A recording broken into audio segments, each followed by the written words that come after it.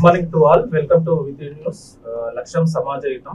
So paper ముచ్చట కార్యక్రమానికి స్వాగతం. ముందుగా అందరికీ 78వ స్వాతంత్ర దినోత్సవ శుభాకాంక్షలు.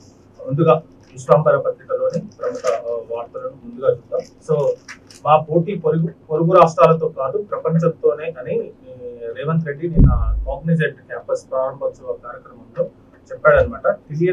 ట్రిలియన్ డాలర్ల తెలంగాణ మా సంకల్పం అనే ఒక వార్త మాత్రం ఇందులో ప్రముఖంగా వేశారు. ట్రిలియన్ డాలర్ల ఆర్థిక వ్యవస్థ అంటే అది అంత ఆశామాషలే కాదు. ట్రిలియన్ డాలర్లు అంటే 1000 బిలియన్ డాలర్ అంటే దాదాపు 85 లక్షల కోట్లు. సో అంత ఈజీ కాదు. ఏదో ట్రిలియన్ డాలర్ల అనే పేరు మాత్రం ప్రొనౌన్సియేషన్ చాలా బాగుంటది, చాలా ఏదో పాపులరైజ్డ్ గా ఉంటది, కానీ అంత ఈజీ కాదు. సో మరి రేవంత్ రెడ్డి ఏ విధంగా మరి ఎలా తీసుకెళ్దామని అనుకుంటున్నాడో ఏమో తెలియదు, కానీ ట్రిలియన్ డాలర్ వ్యవస్థ అనేది ఎందుకంటే కొన్ని దేశాలు కూడా ఇప్పుడు మన భారతదేశం ఆల్మోస్ట్ 4 to 4.2 ట్రిలియన్ డాలర్ల వ్యవస్థ 4 to 4.5 మధ్యలో ఉంటారు. సో మన ఒక తెలంగాణనే ఒక ట్రిలియన్ డాలర్ వ్యవస్థగా తీర్చిదిద్దడం అంటే చాలా కష్టసాధ్యము. సో చూడాలి మరి. ఇప్పుడు ప్రజెంట్ ఏమో మొన్ననే 50,000 కోట్ల అప్పు ఆర్బీఐ దగ్గర తెచ్చిందని ఇప్పుడు మొన్ననే వార్తలు చూసాం. సో ఇంకా మరి దాన్ని ఎలాగా తీస్తాడో చూడాలి మరి. ఇంకోటి నిన్న అంటే ఇప్పుడు ఈ రోజు August 15 సందర్భంగా, స్వతంత్ర దినోత్సవం సందర్భంగా రాష్ట్రపతి ద్రౌపది ముర్ము నిన్న ఒక కార్యక్రమంలో అంటే సందేశం ఇస్తుంది కదా. ఆ సందేశంలో చెప్పింది ఏంటంటే ప్రజాస్వామ్యంలో స్థిరమైన పురోగతి, సామాజిక న్యాయమే ప్రభుత్వం ప్రథమ ప్రాధాన్యం, పేదరికం నుంచి బయటకు కోట్ల మంది అనే ఒక సందేశం మాత్రం ఇచ్చారు. ఎందుకంటే పేదరికం నుంచి చాలా మంది బయటపడ్డారు అనే విధంగా ఆమె ఒక సందేశం మాత్రం ఇచ్చారు. ఇంకోటి ఎర్రకోటపై వరుసగా 11వసారి జాతీయ పతాకాన్ని ఆవిష్కరించనున్న ప్రధాని మోదీ. సో ప్రధానమంత్రి నరేంద్ర మోడీకి అరుదైన అవకాశం దక్కింది. ఎందుకంటే 11వసారి ఎర్రకోటపై జెండాను ఎగురవేసే అవకాశం నరేంద్ర మోడీకి దక్కడం అనేది అతనికి ఒక గొప్ప అవకాశంగా చూడొచ్చు. ఈ వార్త మనం ప్రముఖంగా కూడా విశ్వంబర్లో చూడొచ్చు. నెక్స్ట్ వచ్చేసి రెజ్లర్ వినేష్ పోగట్కు నిరాశ. మీకు అందరికీ తెలిసిందే ఆ courts of arbitration for sports అందులో ఒక బిల్ వేశారని చెప్పాను. ఎందుకంటే 100 గ్రామ్స్ పెరిగింది కదా. 100 గ్రామ్స్ పెరగడం వల్ల ఆమెను డిస్క్వాలిఫై చేయడం వల్ల ఆమెకి ఏదైనా ఒక పథకం రావాల్సిన, ఏదైనా ఒక మెడల్ రావాల్సిన ఆమె అసలు ఏ మెడల్ రాకుండా ఉండడం వల్ల ఆమె బిల్ వేసింది. ఆ బిల్ని ఏంటంటే తిరస్కరించింది, అంటే కొట్టేసింది అనమాట. మనకు ఒకవేళ వచ్చుంటే మాత్రం ఏదైనా సిల్వర్ కానీ బ్రౌన్స్ కానీ మెడల్ వచ్చేది, కానీ ఇప్పుడు ఆ అవకాశమే లేదు. ఇంకా అది కొట్టేసింది. సో ఆమె చాప్టర్ ఇంకా క్లోజ్ అయిపోయినట్టు ఇంకా మొత్తం. నెక్స్ట్ ఇంకో న్యూస్ వచ్చేసి తెలంగాణ నుంచి రాజ్యసభకు కాంగ్రెస్ అభ్యర్థిగా అభిషేక్ మను సింఘ్వి. సో అభిషేక్ మను సింఘ్వి అనమాట. అభిషేక్ మను సింఘ్వి ఇతను సుప్రీంకోర్టు లాయర్. మీరు అందరూ చూస్తున్నచ్చు. ఈయన కవిత తరఫున కూడా వాదించాడు, మీరు గుర్తుందో లేదు. సో ఇతనికి తెలంగాణ నుంచి కాంగ్రెస్ పార్టీ కానీ ఈయన సుప్రీంకోర్టు లాయరు. తెలంగాణ కవిత తరఫున కూడా కొన్ని కేసులు వాదించాడు. సో అలాంటి వ్యక్తికి మనకు తెలంగాణ నుంచి ఈ రాజ్యసభకు ఎంపిక చేశారనమాట. సో కాంగ్రెస్ పార్టీ అంటే ఇప్పుడు జాతీయ పార్టీ కాబట్టి ఎక్కడి నుంచి అయినా తీసుకొని వచ్చి తెలంగాణపై రుద్దుతారనమాట. అసలు యాక్చువల్లీ తెలంగాణలో ఎంతమంది ఉన్నారు? తెలంగాణలో ఎన్నో పదవులు లేక చాలా మంది ఉన్నారు. వాళ్ళకు ఓరకని ఎక్కడి నుంచో మీరు వేరే స్టేట్ల నుంచి వేరే దగ్గర నుంచి ఇక్కడికి వస్తే ఇక్కడ లీడర్స్ ఏం కావాలి? ఇక్కడ లీడర్స్ కూడా చాలా మంది ఎదురు చూస్తున్నారు కదా. వాళ్ళకు పదవులు ఇవ్వాలి, కానీ అది మీకే. ఎందుకంటే ఇలాంటి చేష్టలే ఒక్కోసారి వ్యతిరేకత అవుతుంది. ఖచ్చితంగా చెప్తున్నాం. నెక్స్ట్ వచ్చేసి 36,000 కోట్ల పెట్టుబడులతో రికార్డు. సో నిన్న మొన్న అంటే గత 10 రోజుల నుంచి రేవంత్ రెడ్డి దక్షిణ కొరియా అండ్ అమెరికా పర్యటన ముగించుకొని నిన్న కాగ్నిజెంట్ క్యాంపస్ ప్రారంభోత్సవంలో చెప్పాడనమాట. దాదాపు 36,000 కోట్ల పెట్టుబడులు నా తెలంగాణకు రాబోతున్నాయని అనౌన్స్ కూడా చేశాడు. సో చాలా మంచి విషయం. ఎందుకంటే ఈ పెట్టుబడులు ఎంతో మందికి ఉద్యోగాలు దొరకాలని కోరుకుంటున్నాం. నెక్స్ట్ సుంకిశాల ఘటనపై ప్రభుత్వం సీరియస్.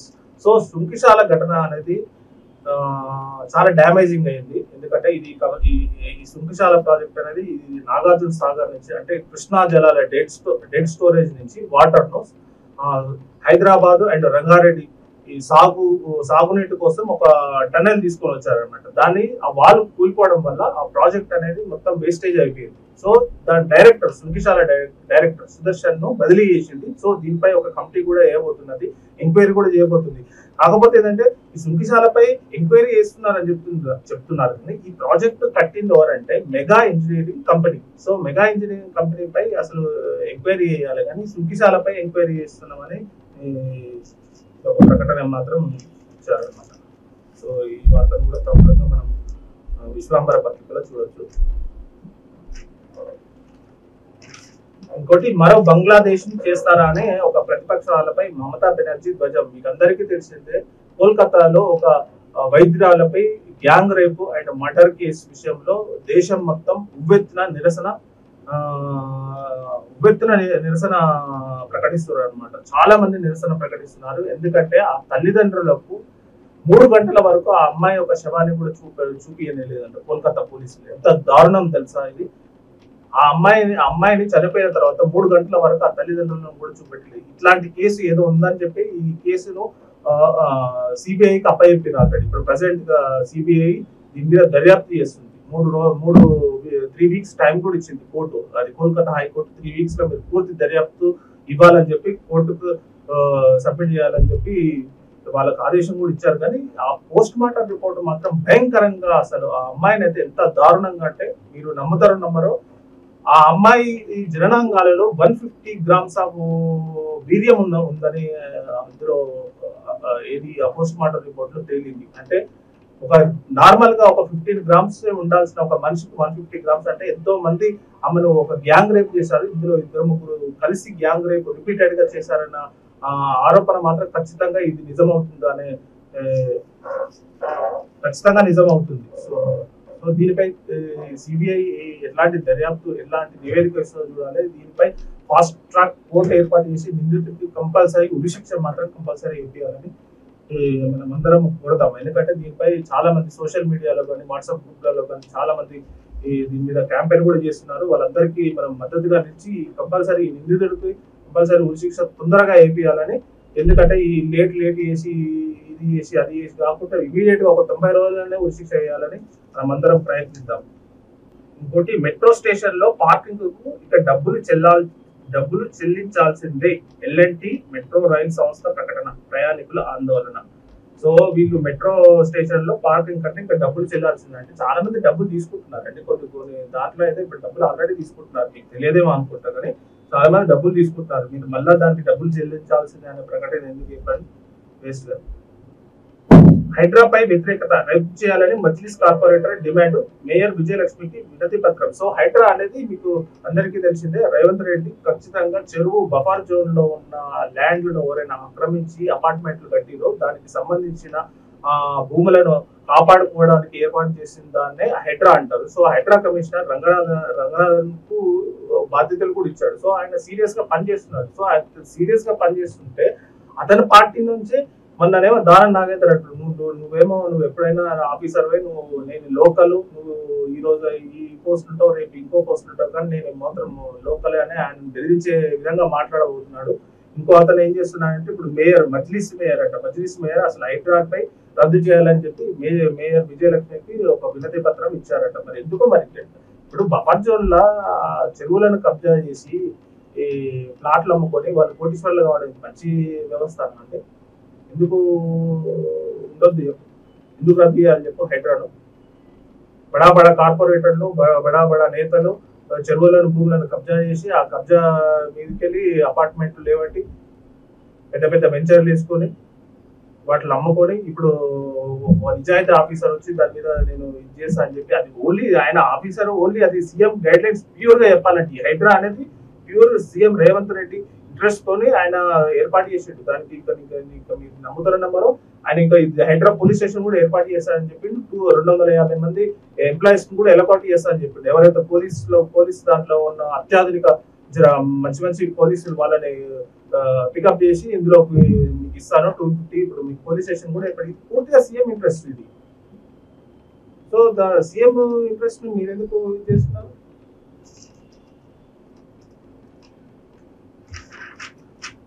సో కేంద్ర హోంశాఖ కార్యదర్శిగా గోవింద్ మోహన్. సో రీసెంట్ గా సెంట్రల్ క్యాబినెట్ సెక్రటరీ కూడా మారిపోయాడు.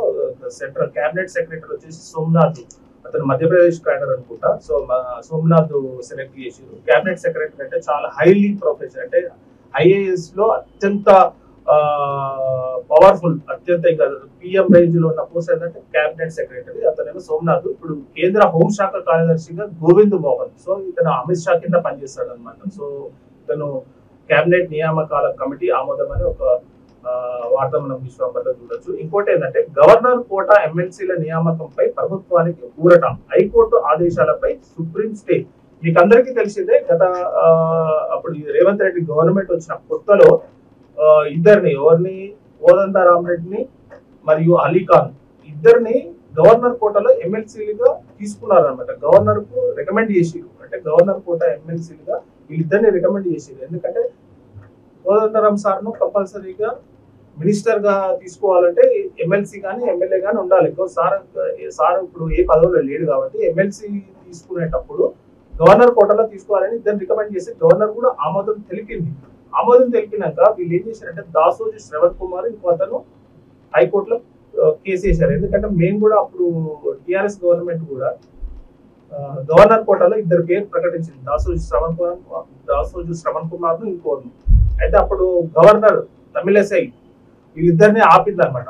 ఆ ఫైల్ పక్కకు పెట్టి ఇంకా అట్లనే ఇంకా ఎలక్షన్స్ కూడా అయిపోయేసరికి మళ్ళీ కొత్త గవర్నమెంట్ వచ్చింది. కొత్త గవర్నమెంట్ వచ్చినాక వీళ్ళకి ఎమ్మెల్యే లేరు కాబట్టి ఇప్పుడు ఆబ్వియస్లీ కొత్త గవర్నమెంట్ కు 2 గవర్నర్ కోటా ఎమ్మెల్సీలు ఛాన్స్ ఉందన్నమాట. ఛాన్స్ అంటే మమ్మల్ని ఎందుకు తీసుకోలేదు అని చెప్పి వీళ్ళు అప్పుడు హైకోర్టులో కేసు వేస్తే హైకోర్టు ఏం చేసింది అంటే స్టే ఇచ్చింది అనమాట వీళ్ళిద్దరి పైన. సో అందుకనే కోదండరామ్, అలీఖాన్ స్టాప్ అయిపోయారు. లేకపోతే ఇప్పటి వరకు వాళ్ళు ఎమ్మెల్సీలుగా అయి మంత్రి పదవులు కూడా ఉండాల్సిన వ్యక్తి అనమాట కోదండరామ్. కానీ స్టాప్ అయిపోయారు.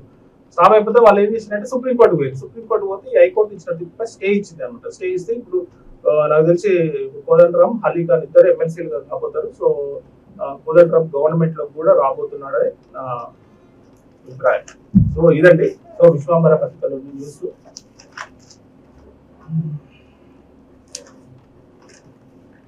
నెక్స్ట్ వెలుగు దినపత్రికలోనే న్యూస్ అనాలిసిస్ చూద్దాము. సో పెట్టుబడులకు కేర్ ఆఫ్ హైదరాబాద్. సో పక్క రాష్ట్రాలతో పాటు ప్రపంచంతో పోటీ అని ఒక న్యూస్ మనం చూడొచ్చు. మనం ఇందాకే దీని గురించి కూడా మనం డిస్కస్ చేసుకున్నాం విశ్వాంబర పత్రికలోనే. సో 2 నెలల్లో కులగణన పూర్తి 2 విధాలుగా చేపట్టాలని రాష్ట్ర సర్కార్ యోచన. సో ఒకటి సెన్సెస్ యాక్ట్ ప్రకారం ప్రత్యేక ఫార్మాట్ లో, రెండోది ఓటర్ లిస్ట్ ఆధారంగా బీసీ సర్వే, త్వరలో కొత్త బీసీ కమిషన్, నవంబర్ లో స్థానిక ఎన్నికలు. సో నాకు తెలిసి కులగణన అంటే 2 నెలల్లో కులగణన పూర్తి చేసి తర్వాత నవంబర్ లో ఎలక్షన్లకు, అంటే స్థానిక సంస్థల ఎలక్షన్లు కంపల్సరీ చేయాల్సి ఉంటుంది. సో మరి ఈ స్థానిక సంస్థల ఎన్నికలు జరగాలంటే ఈ కులగణన ఏర్పాటు చేసి కులగణన ప్రకారం అంటే ఏ క్యాస్ట్ వాళ్ళు ఎంతో, బీసీలు ఎంతమంది, ఈ ప్రకారం మరి రిజర్వేషన్లు ఇచ్చి ఆ ప్రకారం చేస్తారేమోనని నా అభిప్రాయం అనమాట. ఇంకోటి నేడు చివరి విడత రుణమాఫీ. సో ఈ రోజు 2 లక్షల వరకు క్రాప్ లోన్ల మాఫీకి సర్కారు ఏర్పాట్లు, బహిరంగ సభలో నిధులు రిలీజ్ చేయనున్న సీఎం రేవంత్ అనమాట. సో ఈ రోజు 2 లక్షల వరకు రుణమాఫీ అనేది ఈ రోజు జరుగుతుంది. సో బహిరంగ సభలో సీఎం రేవంత్ రెడ్డి ఈ ప్రకటన చేస్తాడనే వార్త మనం వెలుగు దినపత్రికలో చూడొచ్చు అనమాట.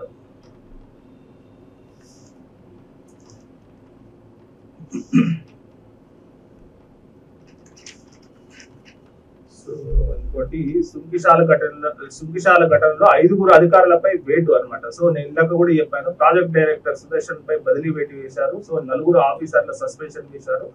పురపాలక శాఖ ప్రిన్సిపల్ సెక్రటరీ దాన కిషోర్ ఉత్తర్వులు చేశారు అనమాట. సో ఈ అధికారులపై వేటు వేశారు. కానీ నేను అంటుంది ఏంటంటే ఈ ప్రాజెక్టు కట్టింది పూర్తిగా responsibility mega engineering company. So Megha engineering company మీద మీరు ఏ చర్యలు తీసుకుంటున్నారో, మీరు దానిపై ఎంక్వైరీ ఏదిస్తున్నారో త్వరగా మీరు చేయాలి. కానీ పాపం అధికారులు అయితే ఇప్పుడు ప్రెసెంట్ గా అయితే బదిలీ వేటు వేశారు అనమాట. సో ఇది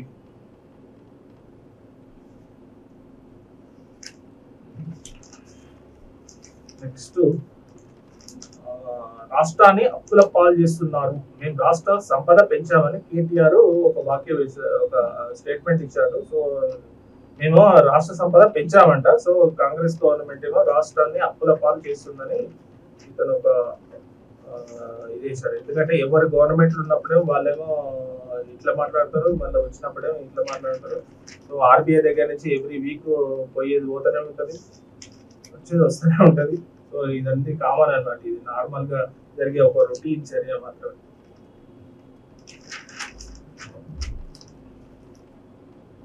ఇది తెలుగు న్యూస్ పత్రికలోని న్యూస్. నెక్స్ట్ వచ్చేసి ఈనాడు పత్రికలోని వార్తలు ఒకసారి మనం గమనిద్దాం.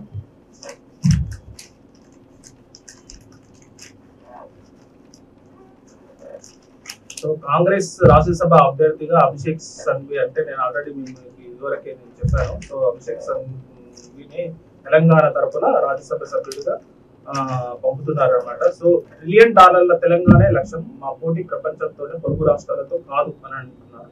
సో ఫస్ట్ అయితే పొరుగు రాష్ట్రాలతో అయితే దాటండి, ఫస్ట్ పొరుగు రాష్ట్రాలతో దాటిన తర్వాత, ఎందుకంటే ఇప్పుడు నెంబర్ 1 స్టేట్స్ ఏంటంటే ప్రెసెంట్ గా మన ఇండియాలో వచ్చేసి మేమందరికీ తెలిసిందే మహారాష్ట్ర ఒకటి, తమిళనాడు ఒకటి, గుజరాత్ ఒకటి, ఈ 3-4 స్టేట్లు అనేది చాలా నెంబర్ 1 గా ఉన్నాయి. సో ఆ స్టేట్లను దాటితే మనం ఇమీడియట్ గా దాటొచ్చు, కానీ మనకి ఈ స్టేట్లతోనే అవసరం లేదు, మనం డైరెక్ట్ ప్రపంచంలో పోటీ అంటే ఎట్లా? ఫస్ట్ అయితే స్టేట్లు అనేది దాటండి, ఫస్ట్ మహారాష్ట్రను దాటండి. మహారాష్ట్ర మనం దాటగలవా? మహారాష్ట్ర బడ్జెట్ ఎంత?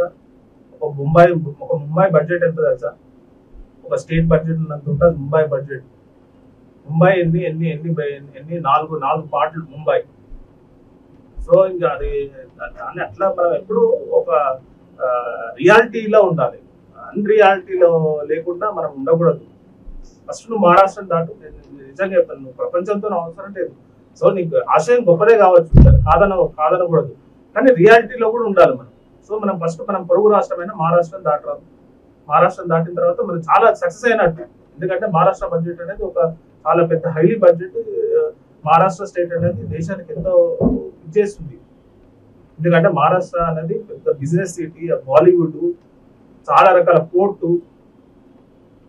సో మహారాష్ట్ర దాటి ఫస్ట్ ప్రపంచంతోనే తెలంగాణ లక్ష్యం, మా పోటీ ప్రపంచంతో పొరుగు రాష్ట్రాలతో అంత ఎందుకు ఇప్పుడు ఫస్ట్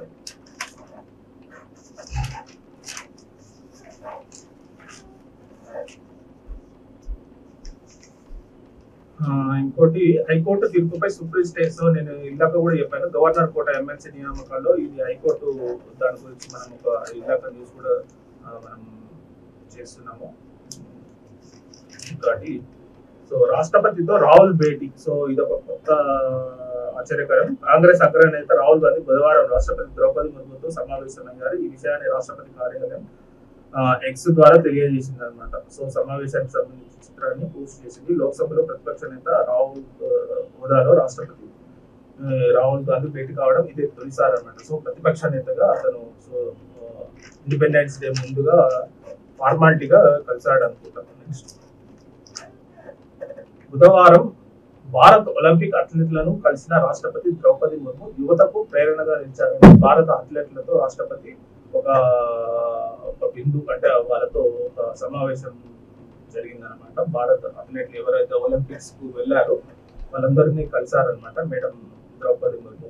ఇంకోటి జెర్సీ నెంబర్ 16 కు వీడ్కోలు. సో శ్రీజేష్ మన goal keeper, hockey team goal keeper, legendary goal keeper. చాలా సంవత్సరాల నుంచి అతను ఎన్నో విజయాలు అందించాడు. ఒక గోల్ కీపర్ గా గోల్స్ ను ఆపడం, ప్రత్యర్థులు విసిరే గోల్స్ ను ఆపడం ఇంత కష్టసాధ్యమైనది. అట్లాంటి కష్టసాధ్యమైన గోల్ కీపర్ ను శ్రీజేష్ చాలా విజయవంతంగా పూర్తి చేసి మనకు ఎన్నో విజయాలు కూడా అందించాడు. మన హాకీలో మనకు బ్రౌన్స్ పథకం కూడా గెలవడంలో ఒక ప్రత్యేకమైన పాత్ర అతను ఉంది. సో అతను వీడ్కోలు, అతను స్పోర్ట్స్ కు రిటైర్మెంట్ కూడా ప్రకటించారు. సో అతనికి ఈ మున్ముందుగా మళ్ళీ మంచి అవకాశాలు కూడా, అంటే ఏదైనా కోచ్ గా ఏదైనా మళ్ళీ రావాలని మనం కోరుకుంటాం. ఎందుకంటే చాలా మంచి సేవలు అందించాడు. ఎందుకంటే మనం అందరికీ తెలిసిందే, మనం చూస్తున్నాం మన దేశంలో ఓన్లీ ఒక క్రికెట్ కు తప్ప మిగతా స్పోర్ట్స్ అనేది చాలా నెగ్లిజిబుల్ గా అసలు పాపులారిటీ అనేది లేదు. సో ఒకవేళ క్రికెట్ లో శ్రీజేష్ ఉంటే గొప్ప స్టార్ అయ్యాడు.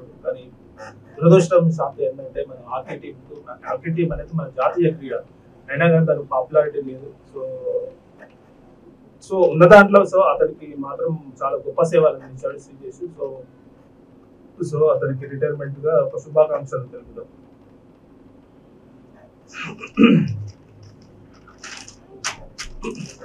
ఇది ఈనాడు న్యూస్. నెక్స్ట్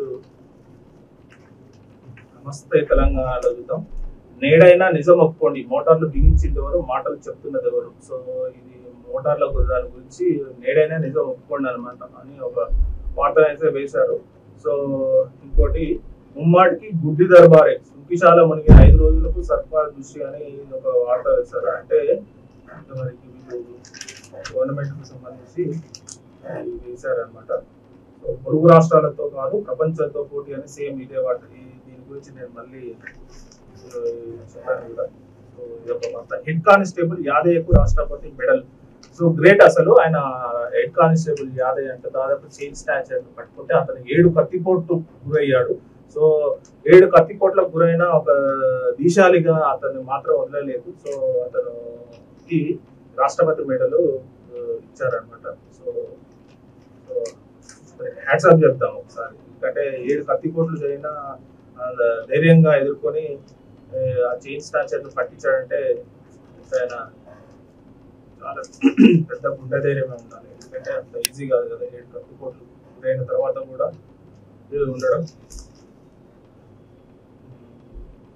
ఇంకోటి ఉక్రెయిన్ అదుపులో 100 మంది రష్యా సైనికులు. మీకు అందరికీ గుర్తునే ఉంటుంది, రష్యాను తీవ్ర ఒత్తిడిలో ఉంది. 1943 అంటే 2వ ప్రపంచ యుద్ధం తర్వాత తీవ్ర ఒత్తిడికి రష్యా గురవుతుంది. ఎందుకంటే ఉక్రెయిన్ ఊహించనంతగా బలంగా ఎదురుదాడి చేస్తుంది రష్యాపై. కస్క్ అనే ప్రాంతంలో దాదాపు కొన్ని వందల కిలోమీటర్ల వరకు రష్యా ఆక్రమిత ప్రాంతమైన కస్క్ను మొత్తం ఉక్రెయిన్ ఆధీనంలోకి తీసుకుంది. అక్కడ ఉన్న రష్యా జెండాలను పీక పడేస్తున్నారు, ఉక్రెయిన్ జెండాలు నిలబెడుతున్నారు. ఇది పూర్తిగా రష్యాకు చాలా అవమానకరం. ఎందుకంటే హిట్లర్ 1943 హిట్లర్ కొద్ది దూరం వరకు రష్యాను కొంచెం ఆక్రమించబోయాడు. దాని తర్వాత ఏ దేశం కూడా ఇంతగానో రష్యాపై అటాక్ చేసింది లేదు అనమాట. సక్సెస్ అయింది కూడా లేదు. కానీ first time after second world war తర్వాత ఫస్ట్ టైం ఉక్రెయిన్ అనేది ఈ విధంగా దాడికి జరగడం అనేది చాలా మంది ఆశ్చర్యానికి గురవుతున్నారు.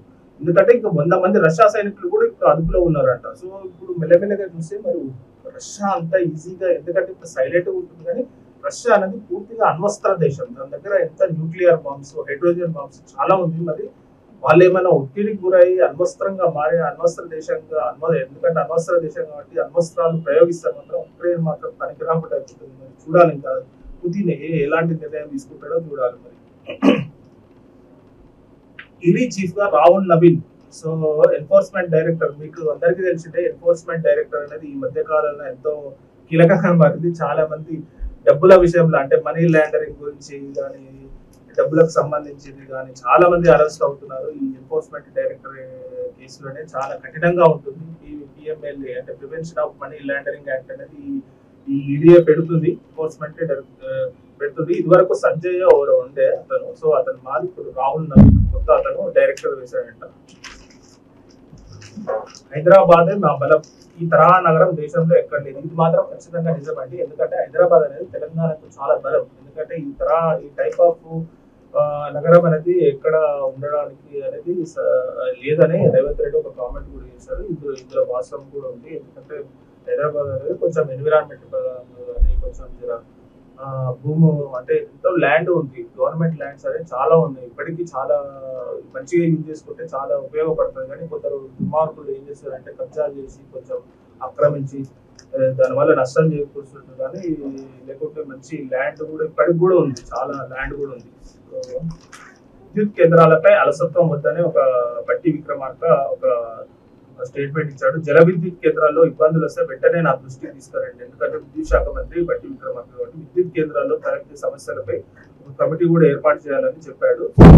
భద్రాద్రి యూనిట్ కానీ ఈ భద్రాద్రి యూనిట్ ట్రాన్స్ఫార్మర్ నిర్ణయంపై టెక్స్టైల్ కమిటీ సేమ్ అన్ని వార్తా పత్రికల్లోనే స్టేట్మెంట్ అనేది ఒకటే ఉంది. పక్క రాష్ట్రాలతో కాదు ప్రపంచంతోనే మా పోటీ అనే ఒక స్టేట్మెంట్ కూడా రేవంత్ రెడ్డి ఇచ్చాడు కదా. సో అది దాని గురించి సేమ్ ఉంది. సో రాష్ట్రం నుంచి కాంగ్రెస్ రాజ్యసభ అభ్యర్థి సింఘి అనే ఒక స్టేట్మెంట్ అంటే ఆల్రెడీ మీకు చెప్పాను కూడా.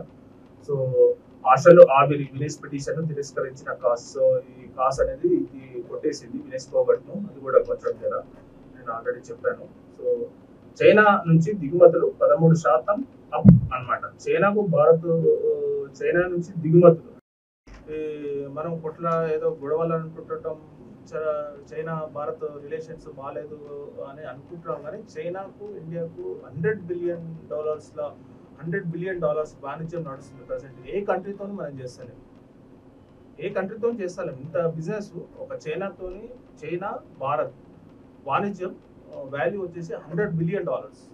ఎందుకంటే చైనా నుంచి వచ్చే వస్తువులు ద కాస్ట్ అనేది ప్రపంచంలో వేరే దేశాల కంటే కొంచెం తక్కువ ఉంటాయి. ఇంకోటి ఏంటంటే చైనా నుంచి ట్రాన్స్పోర్ట్ అనేది కొంచెం ఈజీగా ఉంటుంది, ఎందుకంటే పక్కనే ఉండడం వల్ల. సో చైనా నుంచి వస్తువులు ఇండియన్ మార్కెట్లో లయబిలిటీ ఉందన్నమాట. లయబిలిటీ అంటే మేజర్గా ఏంటంటే దాని వాల్యూ అనేది అట్లా ఉంటుంది. సపోజ్ ఏదైనా అమెరికన్ వస్తువు ఇండియా మార్కెట్లోకి తెస్తే దాని కాస్ట్ అనేది ఇండియన్ మార్కెట్ భరించలేదు. సో చైనా మీద మనం కంపల్సరీ డిపెండ్ కావాల్సి వస్తుంది. కానీ మళ్ళీ ఈ సరిహద్దు గొడవలు అరుణాచల్ ప్రదేశ్ దీని గొడవలు అనేది ప్రెసెంట్గా నడుస్తూనే ఉన్నాయన్నమాట. నెక్స్ట్ వచ్చేసి మీకు ఇంటర్నేషనల్ న్యూస్లో ఒకటి మీకు జనరల్గా చెప్తాను. ఇరాన్ ఇజ్రాయెల్ వార్ అనేది ఏ క్షణమైనా జరిగే అవకాశం ఉందని చెప్పి అందరూ అభిప్రాయపడుతున్నారు. ఎందుకంటే ఇప్పుడు హమాస్ నేత ఇస్మాయిల్ హనియాను ఇది మొసాద్ ఇజ్రాయెల్ ఏజెన్సీ మొసాద్ ఒక ఇరాన్ ఏజెంట్లతోనే చంపించడం అనేది ఇరాన్ తట్టుకోలేకపోతుంది. సో కంపల్సరీ ప్రతీకారం రివెంజ్ తీర్చుకోవాలనే ఉద్దేశంతో ఇజ్రాయెల్ పై అటాక్ ప్లానింగ్ చేస్తున్నారు. కానీ చాలా దేశాలు మాత్రం ఇరాన్ను రిక్వెస్ట్ చేస్తున్నాయి, సో మీరు అటాక్ మాత్రం చేయకండి అని చెప్పి రిక్వెస్ట్ కూడా చేస్తున్నాయి. బ్రిటన్ కానీ అమెరికా కానీ కొన్ని దేశాలు ఇరాన్కు రిక్వెస్ట్ చేస్తున్నాయి, కానీ ఇరాన్ పట్టించుకోవట్లేదు. సో ఇమీడియట్గా $20 బిలియన్ మొత్తం దానికి ఆయుధ సామాగ్రిని అమెరికా ఇజ్రాయెల్కు ఆల్రెడీ పంపించింది అనమాట. సో ఏ క్షణమైనా యుద్ధం జరిగే అవకాశం ఉంది. మీన్ వైల్గా హెజ్బుల్లా అంటే లెబనాన్కు సంబంధించిన హెజ్బుల్లా నేతలు అనమాట, హెజ్బుల్లా వాళ్ళు కూడా ఇమీడియట్గా ఇజ్రాయెల్ పై అటాక్ చేస్తున్నారు. ఇంకోటి ఏంటంటే హైతీ రెబల్స్ యుమన్ కంట్రీలో సనా క్యాపిటల్గా హైతీ రెబల్స్ ఉంటారు, వాళ్ళు కూడా షిప్స్ మీద అటాక్ చేస్తున్నారు. సో ముప్పేట ఇజ్రాయెల్ను అటాక్ చేస్తున్నారనే ఉద్దేశంతో అమెరికా ఇమీడియట్గా $20 బిలియన్ మొత్తం ఆయుధ సామాగ్రిని సో ఇజ్రాయెల్కి అనేది పంపించడం అనేది జరిగిందనమాట. సో ఇదండి పేపర్ ముచ్చట కార్యక్రమం ముగింపు చేస్తున్నాం. మళ్ళీ రేపు జరిగే పేపర్ ముచ్చట కార్యక్రమంలో మళ్ళీ కలుద్దాం. అంతవరకు సెలవు, నమస్కారం.